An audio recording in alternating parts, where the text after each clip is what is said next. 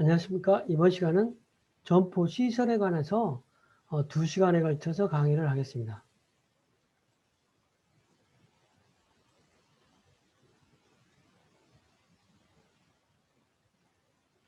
소매점 점포의 시설이 어떻게 나에 따라서 소매점 매출을 크게 좌우합니다. 그러니까 소매점은 입지산업이라고 하고 입지의 어디냐에 따라서 한 60에서 70%를 차지할 정도로 되게 중요한 요소라면 그 입지 중에서 두 번째 요소는 상품을 어떻게 갖추어 뒀느냐. 세 번째는 이제 그 상품의 상품과 입지가 돼 있으면 점포의 시설이 어떠냐. 이러한 요인이 어떤 3대 핵심 요인이 될 수 있겠습니다.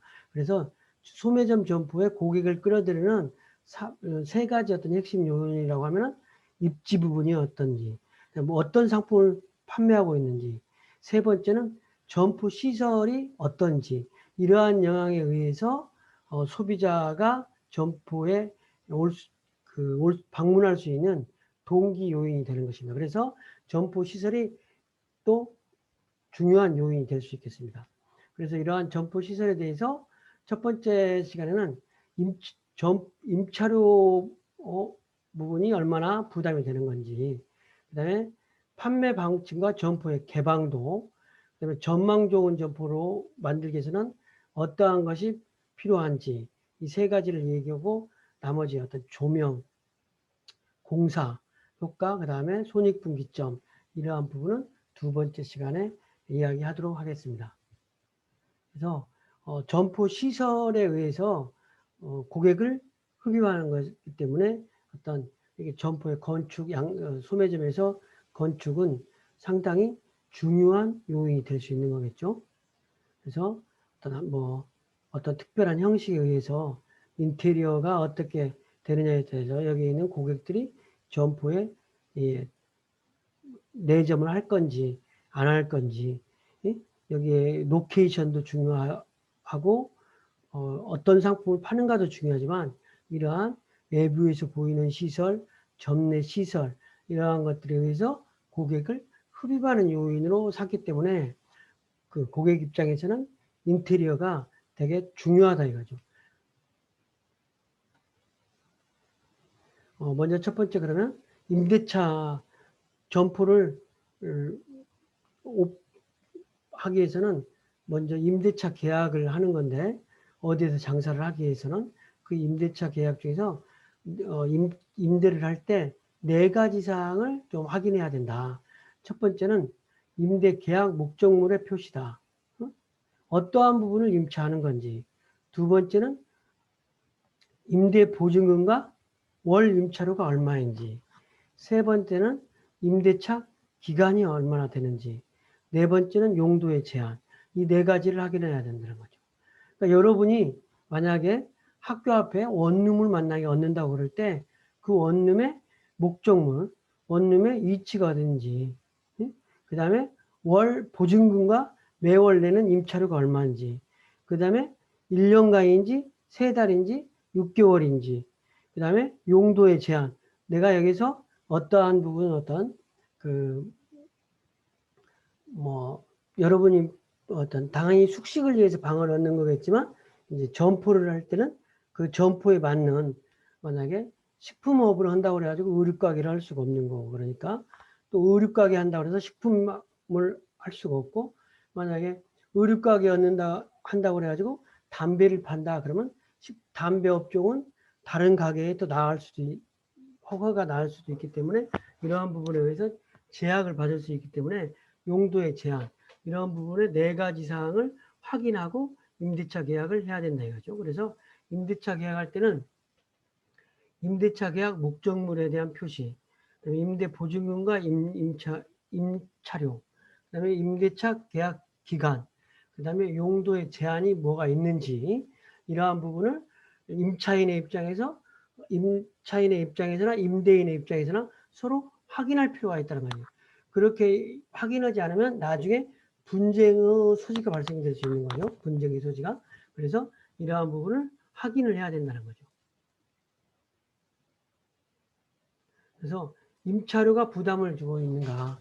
그러니까 영업하는 데 있어서는 임대료라는 부분은 저렴하면 저렴할수록 좋은 거겠죠. 근데 요즘에는 저 어떤 월급하고 성적만 안 오르고 모든 게 다 올라간다고 그런 우스갯소리가 있듯이 임대료가 많이 올라가는 추세예요. 그래서 여기 뭐 예를 들면 미국의 노데어 관리 상가 임차료가 메타 제곱미터당 3,000달러인데 우리나라 기준으로 평당하면 9,000달러가 되는 거죠. 9,000달러. 그래서 어찌됐든 불가리라든지 티파니든 유명 브랜드가 미국에 많이 있는 그 상업지구에 있어서 금싸라기 땅으로 하는 이런 그 뉴욕 그런 부분에 있어서 막 임대료가 한 20%씩 오른다는 거야. 20%씩. 근데 우리나라도 명동이라든지 이런 부분이 임대료가 지금 세계 10위 안에 든다는 거죠. 그런 부분을 볼 때는 우리나라도 임대료가 되게 비싼 수준이다.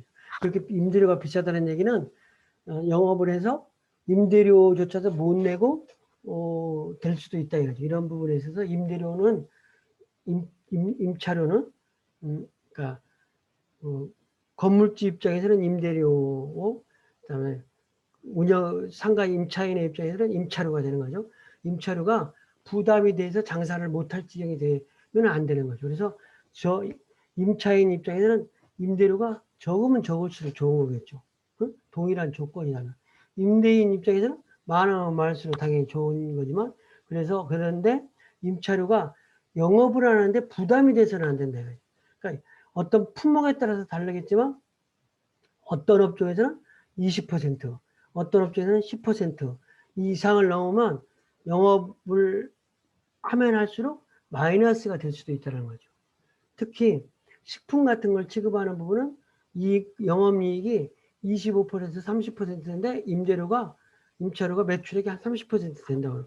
그러면 벌어가지고 영업을 한 수익 중에서 대부분은 임차료를 주고 나면 이익금이 얻게 되는 거죠.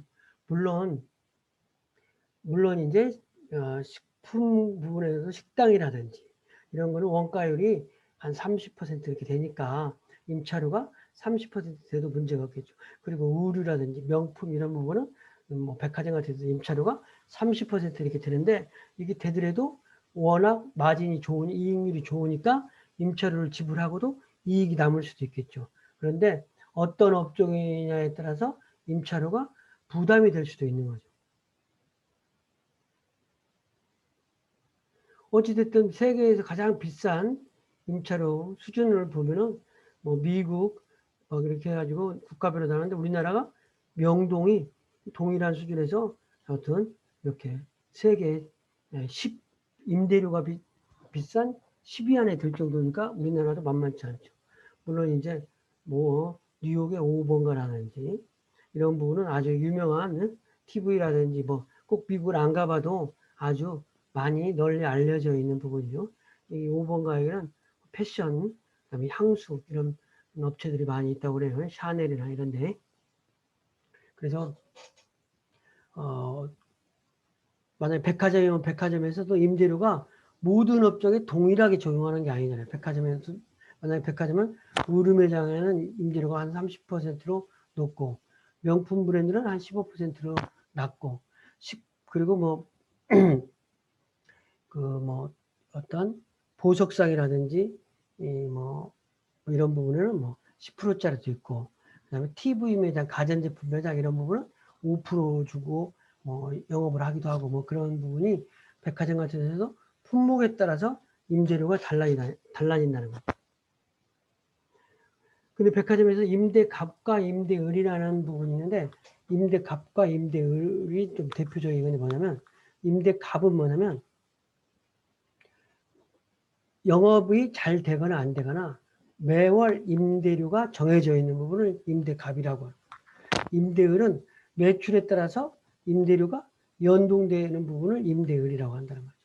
그래서 좀 더 자세히 이야기하면 임대값은 임대보증금을 백화점에 예치하고 매월 임대료를 납부하는 거다. 정액으로 매월 동일한 금액, 영업이 잘 되거나 안 되거나 동일한 금액을 백화점에 임대료로 납부하는 부분을 임대갑이라고 한다 이거죠. 임대을은 상품 판매에 대한 매출액을 백화점에서 관리하고 매출액을 백화점에서 관리하고 매출액 대비 일정한 수수료를 낸다 이거지. 그러니까 많이 그러니까 1,000만 원 팔면 20% 약정해서 1,000만 원 팔면 200만 원 내지만 2천만 원 팔면 400만 원 내는 거고 1억을 팔면 2천만 원을 임대료로 지불하는 거 격이 되는 거죠. 그래서 백화점에는 대표적인 게 임대갑과 임대을 형식이 있다는 거죠. 그래서 매월 장사 영업에 관계없이 고정적으로 정해진 방식과 영업의 여하에 따라서 연동해서 백화점에 임대료를 납부하는 방식, 이런 방식이 있다 이거죠. 그래서 임차료의 비율을 파악해 보는 것도 있다. 매출액 대비 임차료의 비율은 매출액이 얼마인데 임차료가 얼마면 100%로 하면 비율이다.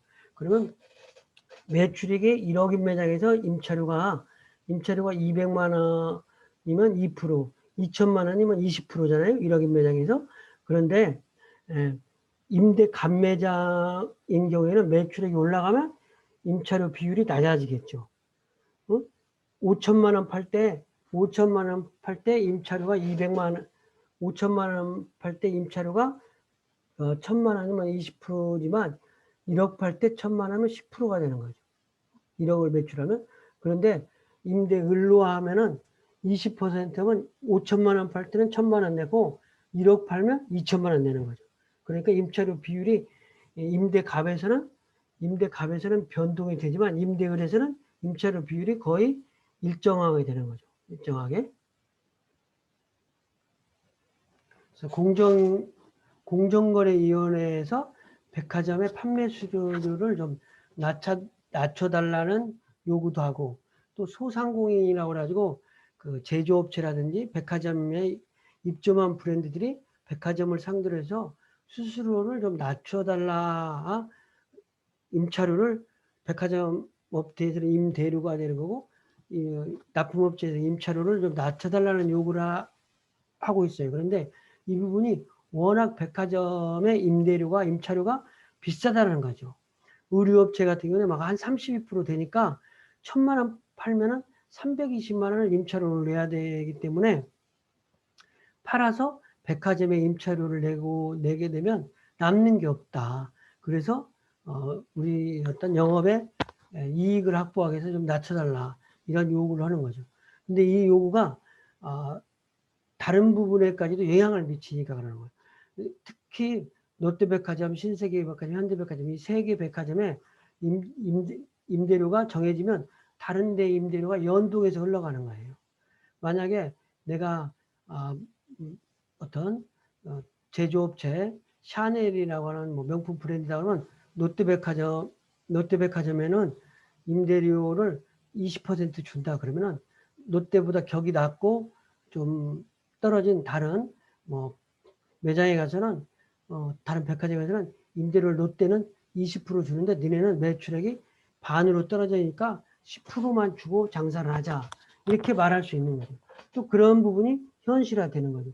왜냐하면 우리도 상가 같은 경우에도 보면 아주 A급지가 임대료가 1,000만 원이면 조금 후미진 곳으로 B급지, C급지로 갈수록 임대료가 낮아진 것처럼 백화점도 좋은 백화점, 매출이 많이 나오는 백화점에서는 임대료를 30% 달라고 그러지만 그렇지 않은 백화점은 롯데백화점이나 신세계백화점 기준에서 매출액이 50%밖에 못 파니까 임대료도 낮춰달라. 이러한 부분을 요구하는 거죠. 서로가. 그래서 합의에 의해서 결정된다. 이러한 부분이 도미노처럼 따라다니니까 롯데백화점과 신세계백화점, 현대백화점의 임대료에 의해서 다른 백화점이라든지 다른 어떤 업태까지도 임대료가 대부분 연동해서 결정되는 부분이 많기 때문에 납품업체 측에서도 롯데백화점이라든지 신세계 주요 백화점의 임차료를 낮추려고 하는 노력을 하는 거죠. 그리고 소상공인의 입장을 대변해 주기 위해서 공정거래위원회에서도 너무 높은 거 아니냐 이러한 부분으로 자꾸 백화점을 향해서 요구를 하고 요청을 하는 거죠. 롯데백화점 노원점이 있는 노원역 상권을 한번 보면 이게 4호선 노원역이 있고 7호선 노원역이 있다. 그러면 롯데백화점이 여기 상계의 6단지, 뭐 7단지 이런 롯데백화점이 있다. 그러면 이러한 부분을 해서 상권이 형성된다는 거예요. 롯데백화점을 중심으로 해서 이러한 부분이 롯데백화점 노원점이면 이렇게 또 전철과 4호선과 7호선으로 해서 상권이 형성돼요. 여기에 임대료보다 여기에 임대료가 당연히 비싸겠죠. 유동인구가 많고 전철 인근이니까. 그런 것처럼 그래서 상권에 따라서 임차율이 달라진다는 거죠.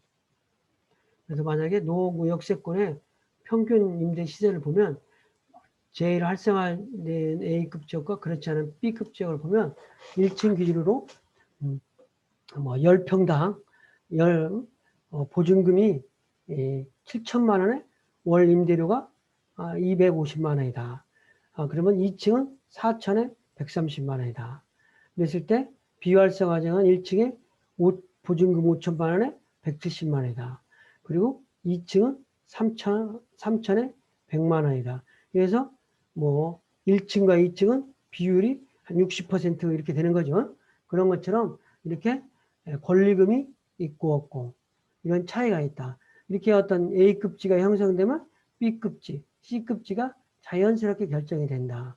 이렇게 해서 이런 부분을 조사를 통해서 그러니까 만약에 어떤 업종의 노원 지역에서 1층에 30평짜리 매장을 얻으려고 그러면 이런 조사가 돼 있다 그러면 30평이면 2억 보증금 2억에 월 3배 750만 원 임대료를 내야 되는구나. 이러한 부분을 감안하고 가게를 얻어야 된다는 거죠.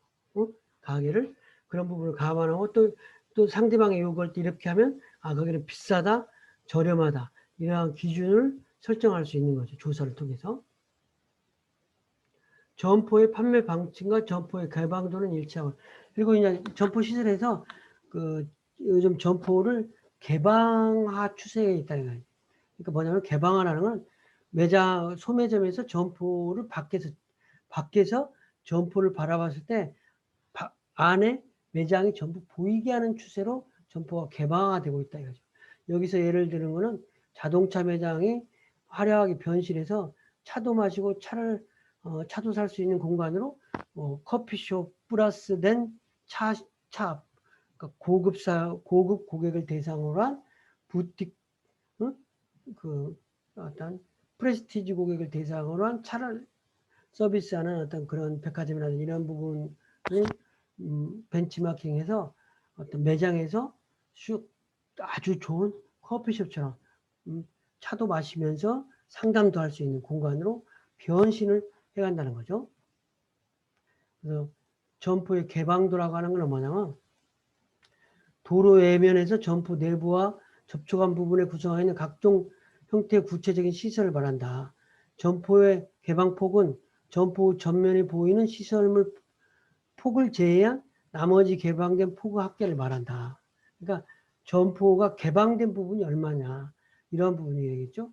그래서 예를 들자면 이 점포가 레이아웃이 있다 그러게 직사각형 점포가 있고 이런 점포가 있는데 이게 이제 뭐 가정용품 매장이고 연간 1억 2천만 원 파고 판매원 3명이 하는 이런 매장이다 그럴 때 여기가 출입구고 여기가 집기 쇼케이스고 이랬을 때 전면이 여기서 7m 전면이고 깊이가 5m인 매장이다 이거죠. 이랬을 때 이 집기를 놓아 있는 부분 말고 이게 보이는 부분 2.6m와 출입구를 제외한 이쪽 2m 이러면 4.6m가 보이는 거죠. 그래서 도로에 접한 길이가 여기서 여기까지가 7m에서 개방된 부분이 3.6m이니까 이거는 66%가 개방됐다. 66%가 개방됐다는 얘기는 점포의 많은 부분이 개방됐다. 이게 이제 그림을 조금 더 잘못 그렸는데 뭐 실질적으로는 뭐 1m 80 이렇게 출입문이 있고 이렇게 돼가지고 한 60%가 점포가 앞에서 볼 수 있다. 이렇게 이해가 돼야 되겠죠. 어찌됐든 점포를 개방하는 추세로 점포를 밖에서 안에 있는 매장을 보여가는 추세로 이렇게 하는 부분이 요즘 트렌드다. 이렇게 이해하면 되겠어요. 그래서 판매 방침하는 점포 개방도인가. 그러니까 어떤 점포이냐에 따라서 개방도가 높은 개방이 필요한 경우도 있고, 어떠한 품목을 파는 가게에서는 점포 개방이 안 될수록 더 좋은 것도 있는 거죠. 특히 부동산 같은 데서도 고객들이 앞에 들락날락하는 부분은 점포를 개방해 놓고 실제로 계약서를 쓰고 뭐 이렇게 할 때는 안쪽에 밀실로 내실로 들어가 가지고 고객하고 상담실을 별도로 꾸며 놓는다는 거죠. 그래야만 산만하지 않고 비싼 물건을 사고 파는 데 있어서 계약이 이루어지는 거니까. 그래서 점포의 개방도라고 하는 거는 점포의 총폭분의 개방된 부분의 폭인데, 이게 얼마나 넓은가 안 넓은가를 개방도라고 그러는데, 점포 개방도가 필요한 점포가 있고 그렇지 않은 점포가 있다. 그래서 점포 형태별 개방도는 개방에 적합한 점포가 있고 폐쇄형에 적합한 점포가 있다. 그래서 소매점 점포에서 개방형에 적합한 점포는 할인점이라든지 식품 매장 이런 거는 점포 내부로 고객이 자꾸 들어와야 되고, 그리고 점포의 그 인테리어라든지 이런 거를 생동감 있게 연출해야 되고 이러기 때문에 개방형 점포가 적합한 거고, 폐쇄형인 점포는 뭐 고급 부티크라든지 티파니 매장이라든지 롤렉스 시계 매장 이런 매장은 고가의 3천만 원, 5천만 원짜리 상품을 팔아야 되기 때문에 고객들을 안정감 있게 매장을 보이지 않도록, 그다음에 고객을 신변 보호라든지 이런 거하고도 관계되고, 또 고객 입장에서도 자기가 노출이 꺼려하는 거죠. 실제로 고급 롤렉스 시계 같은 경우는 사는 사람이 와서 실제로 보고 가고 가격 흥정해서 나중에 기사한테 돈 2천만 원 보내서 사갖고 와서 기사가 현금 주고 상품 사갖고 올 수 있도록 모델명 적어와서 누가 산지 모르는 거죠. 그렇게 하는 경우가 많다 이거지. 그래서 그 중간 형태는 반폐쇄형 점포가 이제 구두점이라든지 뭐 이런 선매품 점포들은 또 어느 정도 폐쇄돼야 안정감 있게 고객이 구매 의사결정을 할 수 있는 거가 되겠죠. 그래서 점포의 개방도의 높고 낮음에 따른 효과가 다르니까 점포를 뭐 어떤 점포가 개방해야 되고 어떤 점포를 폐쇄형해야 될 것인지는 그 특성에 맞게 어떤 걸맞게 우리가 해야 되겠죠. 그래서 이거를 좀 높은 경우와 낮은 경우를 한번 보면은, 개방도가 높은 경우는 입점 고객 수가 증가된다. 고객들이 밖에서 보고 매장에 쉽게 들어올 수 있으니까 친근감도 높아지고, 또 뭐 저단가 상품을 파니까 상품 회전율도 높아지는 거죠. 그다음에 짧은 시간에 판매가 되는 거고 판매 시간이 단축되는 거죠. 그래서 편의품 업종이라든지 통행객이 많은 장소에 입지한 상품, 자주 구매하는 상품은 이렇게 밖에서 안이 들여다보게 점포를 개방하는 점포가 좋다는 거죠. 그 다음에 점포 개방도가 낮은 경우에는 상품 단가가 높은 상품을 파는 경우에 점포 이미지가 높아지는 거가 필요한 경우, 그 다음에 상품 가치가 높아지는 경우가 중요한 경우, 그 다음에 고객이 오랜 기간 체류해야만 판매 건수가 증가되는 경우, 이러한 부분에 있어서 선매품이라든지 그 다음에 고정 고객화가 가능한 품목이라든지 보석 같은 경우에 이러한 품목은 개방도가 낮은 경우가 더 좋다는 거죠. 전망 좋은 점포로 만들려면 어떻게 돼요? 요즘은 이제 또 백화점들이라든지 모든 업체에 있어서 전망이 또 좋다 해야지. 아파트도 한강이 보이느냐 안 보이느냐에 따라서 가격 조명권에 뭐 2억 차이가 난다, 3억 차이가 난다 그러잖아요. 그런 것처럼 매장도 전망이 어떠냐. 고객들이 특히 커피숍이라든지 이런 데는 전망 좋은 장소가 커피숍 위치로서는 아주 좋은데, 그런 부분을 불문하고 요즘에 어떤 패션을 취급하는 업체들도 매장을 전망 좋게 하기 위해서 리뉴얼이라든지 투자를 많이 하고 있는 거예요.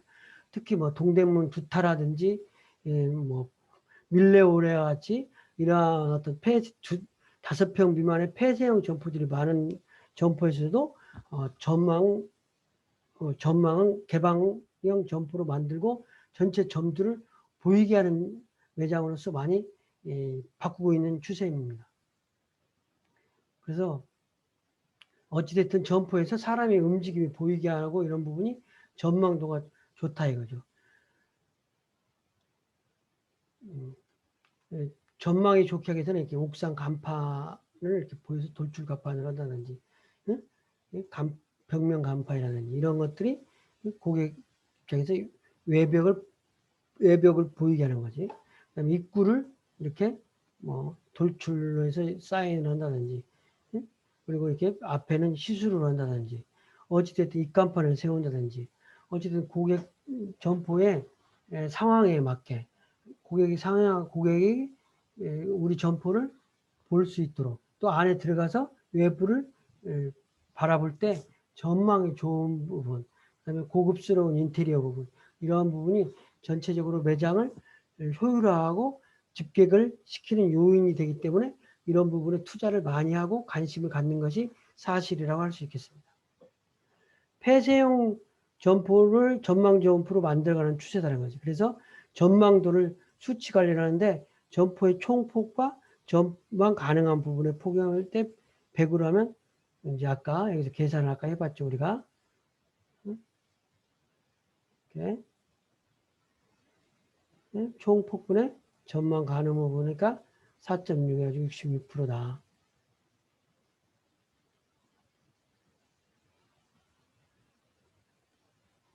어쨌든 점포 개방도를 했고요. 그래서 우리가 두 가지 사항 정도는 좀 정리를 하도록 하겠습니다. 첫 번째는 임대값과 임대을, 매장이나 백화점에서는 임대값과 임대을이라는 게 있다. 그래서 임대값이라고 하는 것은 매출의 변동 없이 매월 똑같은 임대료를 내는 거. 임대을이라고 하는 방법은 백화점이라든지 마트 입점된 브랜드가 매출에 연동해서 임대료가 책정되는 부분, 테넌트가 그런 부분이 있다라는 거고, 그래서 이런 부분을 가지고 임대료를 가지고 임차료 비율을 볼 수 있다는 거고, 두 번째 항목에 있어서는 개방도, 점포의 개방도라는 거는 전면에 보이는 부분의 폭을 말하는 건데, 여기 전체 전면도에서 보이는 부분이 얼마나에 따라서 개방도에 결정되는데, 그 개방도라는 거는 점포의 총폭분의 개방 부분의 폭인데, 이거는 개방형에 적합한 점포가 있고 반폐쇄형에 적합한 점포가 있고 폐쇄형에 적합한 점포가 있다. 개방형에 적합한 점포는 할인점이라든지 식품 매장이고, 폐쇄형에 적합한 점은 보석같이 고가 매장이다. 그래서 개방도가 높은 부분과 낮은 부분에 각각 특징이 있는데, 이 특징과 조건은 되게 좀 중요한 사항이니까 여러분이 꼭 이해를 해줬으면 좋겠어요. 그래서 개방도가 높은 경우는 입점 고객 수가 증가된다. 친근감이 강화된다. 상품 회전율이 높아진다. 판매 시간이 단축된다. 그리고 개선 비용이 비교적 적게 된다. 특별한 인테리어를 하지 않으니까. 그 다음에 편의품 업종이라든지 자주 구매하는 상품에 적합하다. 개방도가 낮은 경우는 상품 단가가 높은 상품을 파는 경우, 점포 이미지가 높아지는 거가 필요한 경우, 고객이 오래오래 머물수록 매출이 증가되는 품목 같은 부분, 보석 매장이라든지 선매품 매장이 되겠죠. 그 다음에 그 중간 형태가 전문점 형태로 해가지고 뭐 구두샵이라든지 이런 데는 반폐쇄형이 좋을 수 있는 거죠. 어찌됐든 요즘의 추세는 매장을 전부 개방하고 시스루한다. 시스루라고 그러죠. 밖에서 안이 들여다보는 매장으로 만드는 것들이 요즘 현재 매장의 인테리어의 추세라고 할 수 있겠습니다. 첫 번째 시간에는 이 정도로 강의를 마치도록 하겠습니다. 감사합니다.